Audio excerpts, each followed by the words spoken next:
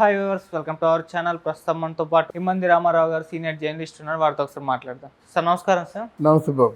Sir Lokesh గారు ప్రజా దర్బార్ మొదలు పెట్టారు అని వార్తలు వస్తున్నాయి. సార్ మరి ప్రజా దర్బార్ నుంచి ప్రజల దగ్గర నుంచి రెస్పాన్స్ ఏ విధంగా వస్తుంది? అసలు లోకేష్ గారే మొదలు పెట్టడానికి గల కారణం ఏంటి సార్? చంద్రబాబు నాయుడు గారు కానీ మరి వీళ్ళెవరు మొదలు పెట్టలేదు, లోకేష్ గారు ఎందుకంటారు సార్? ఇక్కడ లోకేష్ బాబు ఆల్మోస్ట్ ఆల్ పవన్ కళ్యాణ్ ఒక పార్టీ అధ్యక్షుడిగా ఎంతైతే సేవ చేశాడో, తెలుగుదేశం పార్టీలో అన్నీ తానే చూసుకున్న వ్యక్తి లోకేష్ బాబు. ఆయన గురించి మనం చెప్పుకోవాల్సిన అవసరం ఉంది. అన్ని కెలామిటీస్ దాటుకొని, అన్ని అవరోధాలు దాటుకొని సుమారు 3000 కిలోమీటర్లు తిరిగిన వ్యక్తి 200 రోజులు పైగా లోకేష్ బాబు. ప్రజల్లోకి వెళ్ళిన వ్యక్తి. కాలినడకన వెళ్తూ రకరకాల మనుషులు తారసిల్లుతారు, రకరకాల అభిప్రాయాలు చెప్తారు. ఆయనకి ఎంత నాలెడ్జ్ ఉంటుందంటే కొండంత నాలెడ్జ్ ఉంటుందన్నమాట. పాదయాత్ర చేస్తే తెలుగుదేశం పార్టీ వాళ్ళు ఒకలా చెప్తారు, వైఎస్ఆర్ కాంగ్రెస్ పార్టీ వాళ్ళు ఒకలా చెప్తారు. ఈ రెండు పార్టీలకి సంబంధించకుండా కామన్ పబ్లిక్ కష్టపడుతున్న వాళ్ళు ఒకలా చెప్తారు. వీటన్నిటి మీద తను ఒకసారి రెఫర్ చేసుకొని ఏది కరెక్ట్ అయి ఉంటుందా అని ఆలోచించుకునే అవకాశం ఉంటుంది. పాదయాత్రలో నిద్ర ఏముంటుంది? తిరిగి అలసిపోయి నిద్రపోవడమే తప్ప కంటి నిండా నిద్ర ఉండదు. బుర్రంతా ఆలోచనలతో నిండిపోతుంది అన్నమాట. ఇట్లాంటి ఒక అన్యూజువల్ ఎక్స్పీరియన్స్, అసాధారణమైనటువంటి ఎక్స్పీరియన్స్ పొంది ఉన్నాడు కనుక తర్వాత నాన్న అరెస్ట్ చేయడం, తర్వాత పవన్ కళ్యాణ్ ఎప్పుడైతే కలిశాడో వాళ్ళ నాన్న కూడా జవసత్వాలు రావడం, చాలా కుర్రాళ్ళ పనిచేయడం ఇవన్నీ బాగున్నాయి. తర్వాత ఆయన కొంచెం చంద్రబాబు నాయుడే కావాలని ఆయన్ని సైడ్ చేశాడనమాట.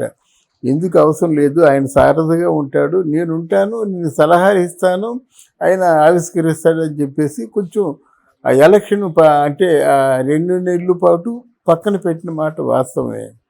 అయితే ఈ నిత్యం ప్రజల్లో ఉన్న వ్యక్తికి అది దూరం అయ్యేసరికి కొంచెం కష్టంగా ఉంటుంది. తర్వాత లోకేష్కి కేటాయించిన శాఖలు కూడా అంత ప్రజలతో మమేకమై ఉన్నటువంటి శాఖలు కావు.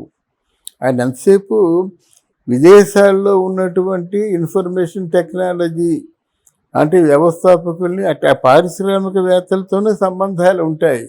ఆ సంబంధాలు మాటలతో సంబంధాలు కాదు, ఓన్లీ బై మెకానిజం. అందువల్ల ఈయనకి అంటే వాళ్ళ తాలూకు జనవాక్యం ఎలా ఉందో, ప్రజలు ఏమనుకుంటున్నారో తెలుసుకోవాల్సిన అవసరం ఉంది.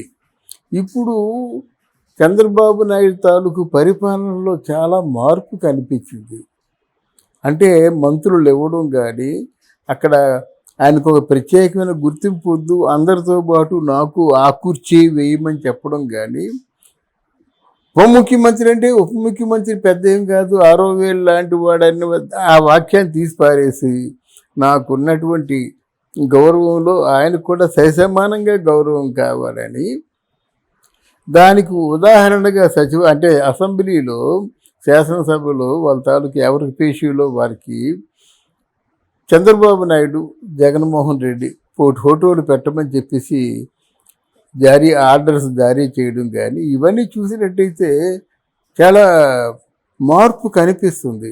ఇప్పుడు ఏమనుకుంటున్నానంటే, నాకు అఫ్కోర్స్ జీవితంలో చివరి ఎన్నికలు, చివరి పదవి, చివరిసారిగా చేస్తున్న పదవి. ఈ పదవి చేస్తూ ఆంధ్రప్రదేశ్లో నేను శాశ్వతంగా నిలిచిపోయేలాగా, మన పేరు చెప్పుకునేలాగా చేద్దామన్నటువంటి కసి ఆయనలో బయలుదేరింది. ఆయనకి కొండంత అండ పవన్ కళ్యాణ్ ఉన్నాడు. అందువల్ల అక్కడ పవన్ కళ్యాణ్కి అందుకే చాలా ప్రాధాన్యత ఉన్న శాఖల్ని అంటగట్టాడు ఆయన నిజంగా పవన్ కళ్యాణ్ చేతి నిండా పని ఉంటుందన్నమాట. ప్రతిరోజు కూడా జనంలో ఉండాలి. ఇన్ని శాఖలు అప్పగించిన తర్వాత మరి పవన్ కళ్యాణ్ సినిమాలో ఎలా చేస్తాడో అది ఆశ్చర్యమే. కానీ మొత్తానికి చేతి నిండా పని, ముఖ్యమైన పని. ఎన్నికల్లో ఏవైతే వాగ్దానాలు చేశాడో ఆ వాగ్దానాలు నెరవేర్చుకునే పని. వాటరు, అలాగే తర్వాత ఏమో ఇది పంచాయతీరాజ్, గ్రామీణాభివృద్ధి, ఆర్థిక శాఖ, ఇవన్నీ కూడా చాలా ముఖ్యమైన మాటవి. ప్రజలందరికీ కూడా సేవలు అందించాలి. వాళ్ళకున్న లోపాలని సరిదిద్దాలి, వాళ్ళ సమస్యల్ని పరిష్కరించాలి. కనుక ఇంకా ప్రజాభిప్రాయాన్ని కనుక్కున్నవాడు మనకి ఐపాక్ టీం నడిచి పెడితే లాభం లేదు కదా. ఇప్పుడు ఐపాక్ చేసే పనే ఈయన ఎవరు లోకేష్ చేస్తున్నాడు అన్నమాట. ఏమిటి, ఎవరు ఏమనుకుంటున్నారు, ఏ జిల్లాలో ఎలాగుంది, ప్రజాభిప్రాయం ఎలాగుంది, ఎవరో చెప్తే వినడం కాదు, తను తెలుసుకోవడం అవసరం కదా. ఇది చంద్రబాబు నాయుడు చేసినటువంటి చాలా తెలివైన పని మాట. దీనికి ప్రశాంత్ కిషోర్లు ఐపాక్లు అవసరం లేదు. ఐపాక్లా ఏమిటి వాళ్ళు ఐపాక్ అన్నది వాళ్ళ అవసరం లేదు. ఈయన పెద్ద ఐపాక్ మాట. ఈయన తండ్రితో అబద్ధం చెప్పడు కదా, డాడీ ఎక్కడ చూసామని పరిపాలన బ్రహ్మాండంగా ఉందని చెప్పడు కదా. అందువల్ల ఇక్కడ ఏమైందంటే ఒక తెలుగుదేశం పార్టీ తాలూకు పరిపాలన అంటే ఉభయుల పరిపాలన బాగా ఉండడం కోసం చేసిన ప్రయత్నమే కానీ ఇంకో ప్రయత్నం కాదు. డెఫినెట్గా పరిశ్రమలు వస్తాయి, మనకి పెట్టుబడులు వస్తాయి, నిధులు వస్తాయి ముందు. గనక వీళ్ళు ఎలక్షన్లో ఏవైతే ప్రామిసులు చేశారో ఆ ప్రామిస్ని నెరవేర్చుకునే దిశగా ఉపయోగపడే వ్యక్తి లోకేష్. తర్వాత దీంట్లో సైమల్టేనియస్గా పార్టీ నిర్మాణం బాగా సాగుతుంది. వచ్చేవాళ్ళు ఊరుకుంటారా, తెలుగుదేశంలో చేరుతారు. ఇప్పుడు ఫర్ ఎగ్జాంపుల్ లోకేష్ని ఏదైనా ప్రశ్న అడగాలనుకుంటే ముందు ఎవరు అంటారు, అది చెప్పాలి కదా, నేను తెలుగుదేశం పార్టీ మెంబర్ని అని చెప్పాలి కదా. దీని ద్వారా అంటే మీకు కనిపించకుండా తెలుగుదేశాన్ని విస్తృత స్థాయిలో డెవలప్ చేసుకుంటున్నాడు. విస్తృత స్థాయిలో డెవలప్ చేసుకున్న వాళ్ళకి అందరికీ నాయకుడు ఎవడు, లోకేష్. అంటే చంద్రబాబుకి ఆల్టర్నేటివ్గా లోకేష్ ఎదుగుతున్నాడు జనాల్లో.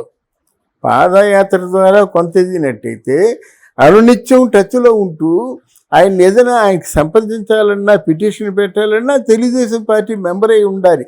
జనరల్గా మనమే అంతే కదా, నేనే హక్కుతో అడుగుతాను నేను. అలాగని ఇంకో పార్టీ పేరు చెప్పారనుకోండి, ముందు తన పార్టీలో ఉన్నవారికి న్యాయం చేకూర్చాలి కదా. అలా మిగతా వాళ్ళు చేయడని కాదు, కానీ ప్రయారిటీస్ ఉంటాయి కదా జనరల్గా. అవి వాళ్ళు అంత తొందరగా రాలేరు. వాళ్ళు ఏమనుకుంటారు, వాళ్ళ నాయకుడి దగ్గరికి వెళ్దాం, జనసేనలో ఉన్నాయి, ఏవైనా లోపాలు జరిగాయి, తెలుగుదేశానికి వచ్చి అడగరు. అప్పుడే అంత హక్కులు వచ్చేసి అంత చైతన్యంతో మన ప్రజలు అవ్వరు.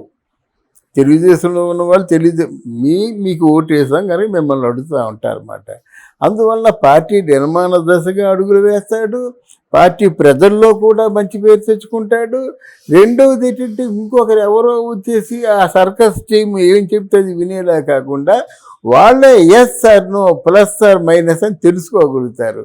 ఇన్ని లాభాలు ఉన్నాయి. ఇన్ని లాభాలు ఉంటూ కూడా చంద్రబాబు నాయుడికి పరిశ్రమలతో అనుబంధం ఉంది, పవన్ కళ్యాణ్కి కూడా పరిశ్రమలతో అనుబంధం ఉంది. వచ్చి కొన్ని జిల్లాల్లో కొన్ని మండలాల్లో ఏదో ఒక పరిశ్రమ ఉండేలాగా, అంటే మొత్తం అధికార వికేంద్రీకరణ అనే మాటల వరకే ఎంతవరకు కొనసాగింది. కానీ ఇప్పుడు నిజమైన అధికార వికేంద్రీకరణ జరగబోతుంది. అక్కడ తిరుపతి నుంచి ఇక్కడ టెక్కల వరకు, ఇచ్చాపురం వరకు. అలా జరిగితే మనం could expect the best ruling బాట. లేదండి, అసలు అది తెలుగుదేశం పార్టీ అంటే ఫుట్బాల్ ఆడుకుండేవారు కదండి. తెలుగుదేశం చంద్రబాబు నాయుడికి ఎక్కడ గౌరవం ఇచ్చారు? మొన్న రాజమండ్రి జైల్లో పెట్టినంత వరకు చంద్రబాబు నాయుడిని ఒక ఆట బొమ్మలా చూశారు. లేకపోతే వీడికి ఇప్పుడున్న కొంచెం కోపం, ఇప్పుడున్న ఆవేశం ఉంటే మరి ఆయన అలాంటి మాటలు మాట్లాడతాడు. 420 పప్పుగాడు నాన్నగాడు, ఆడమ్మ ముగ్గురు సుమ్మ, వెన్నుపోటుదారుడు, ఎన్నిసార్లు అంటే వాడు 190 సార్లు వెన్నుపోటు అని మాట్లాడకుండా రాదు. ఈ పౌరుషం ఉంటే ఊరుకుంటాడా? కానీ తెలుగుదేశంలో అంత పట్టు ఉన్నట్టయితే ఊరుకుంటాడా? వెళ్ళంటారా వాడు అంత చూడండి అంటారు అన్నమాట జనరల్గా.